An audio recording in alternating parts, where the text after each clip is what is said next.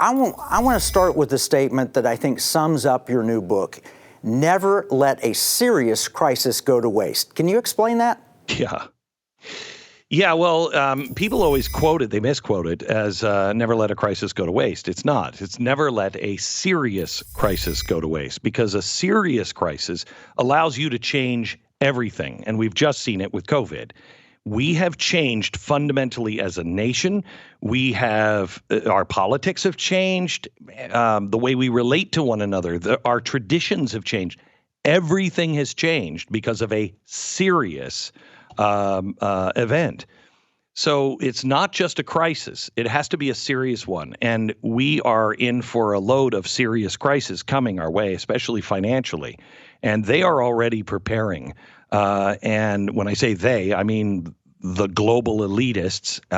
And it is truly something that, Kevin, a year and a half ago, 2 years ago, I started seeing, and I thought, this can't be. I mean, that's crazy. And I didn't really understand it. I didn't know the motivation behind it. It's a very large octopus, if you will, that has so many tentacles that reach everywhere.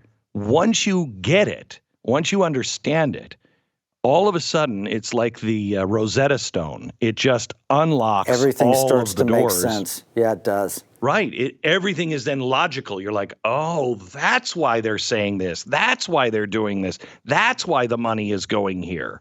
But it's very clear. Yeah, but they do start in advance. For example, World Economic Forum Event 201 was their plan for the pandemic, and now they're preparing for the next couple of crises. Well, they talked about in that all the things we saw in place: lockdowns, sending checks, vaccine mandates, all mail-in voting, and they did it all by executive order. In other words, they put in dozens of things of the Great Reset in their wish list in their response to the serious crisis of COVID. Correct. And they just did another war game. That Event 201, it's not a conspiracy. You can find all of it online on YouTube. They're proud of it.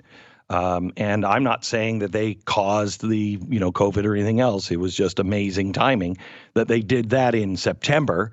And by January, the president was asking for a plan. Well, what do you mean shut it down? How do we shut it down? And that's when the Federal Reserve walked in and said, well, this way. And it had all been war gamed.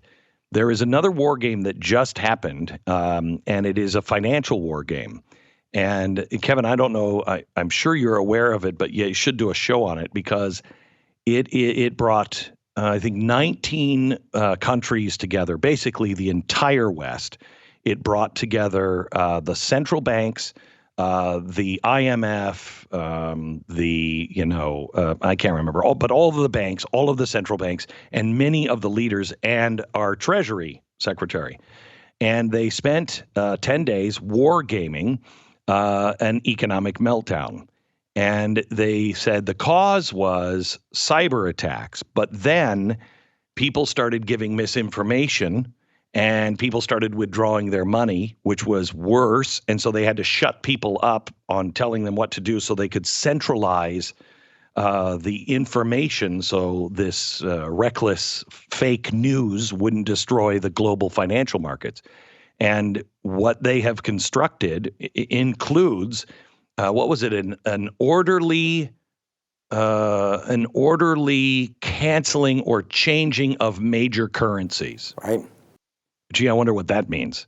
And they just released this. This report came out in just a couple of weeks ago in Reuters, and it spells it all out. It is the Great Reset. They are now wargaming for when we have an economic meltdown. Which they have to have fairly soon, because the pushback politically is so strong. People are so angry over the lockdown. I mean, I'm not saying COVID wasn't a serious disease. I had it. It was serious. Yes. You've had it.